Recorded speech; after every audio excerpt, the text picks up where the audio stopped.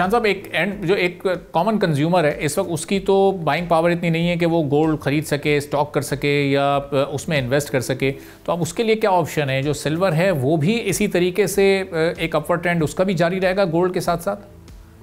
बिल्कुल, जब गोल्ड बढ़ता है सिल्वर भी बढ़ता है। आपके प्रोग्राम के तवज्जुह से मैंने, मेरा ख्याल है फरवरी में भी एक टीवी चैनल पे कहा था कि पाकिस्तान में लोग अपना गोल्ड ना बेचें, अपना सिल्वर ना बेचें, रियल स्टेट में पोजीशन लें और अपने डॉलर्स को बेच के चाइनीज युआन में पोजीशन लें, उनको बहुत ज़्यादा फायदा होगा।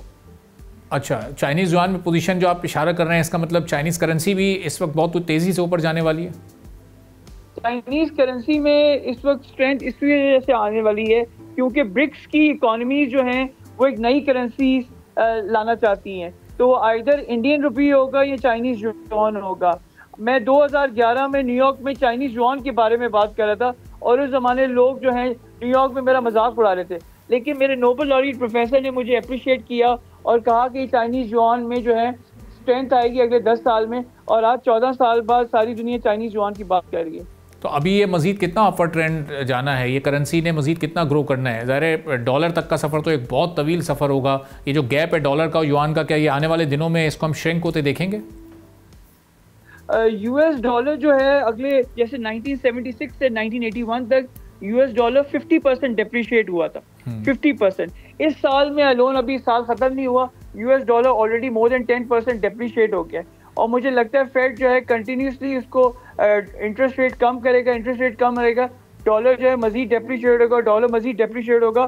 यूरो में स्ट्रेंथ आ रही है, आप देखें कल की फाइनेंशियल टाइम में यूरो की जो पोजीशन है 1.20 आ रही है। इसी तरह चाइनीज युआन में स्ट्रेंथ आएगी। स्विस फ्रैंक में हिस्टोरिकली स्पीकिंग 50-60 साल में स्विस फ्रैंक एक बड़ी स्टेबल करेंसी रही है। इसके अलावा ऑसी डॉलर, कैनेडियन डॉलर, इन सब में स्ट्रेंथ आएगी अलॉन्ग विद चाइनीज युआन। और शान साहब, पाकिस्तानी करेंसी के बारे में आपकी क्या प्रेडिक्शन है? चूँकि डॉलर के अगेंस्ट एक स्टेबिलिटी तो हमने पिछले कुछ हफ्तों में देखी है, लेकिन एक परसेप्शन यहाँ पर यह है कि डॉलर को आर्टिफिशियली इस वक्त 280 के अराउंड पर रखा गया है। इसकी जो एक्चुअल पाकिस्तान में वैल्यू है वो 240 to 250 है, लेकिन ये 280 पर मौजूद है। पाकिस्तानी करेंसी के बारे में क्या प्रेडिक्शन है आपकी? ये कब तक स्टेबिलिटी के मोड में आ जाएगी? मेरा ख्याल है जो मुझे मार्केट डिटर्मिन करती हैं किसी भी करेंसी का आउटलुक, इस वक्त जो है पाकिस्तानी करेंसी जो है उसकी स्टेबिलिटी आई हुई है, जो इन्वेस्टर्स के लिए एक खुशाइन बात है कि पाकिस्तानी रुपी इतना ज़्यादा फ्लक्चुएट नहीं करता।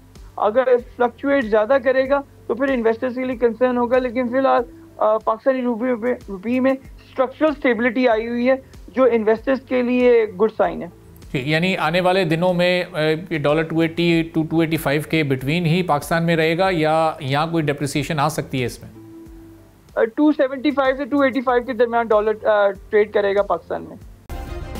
सब्सक्राइब करें और बेल दबाएं ताकि कोई खबर रह न जाए।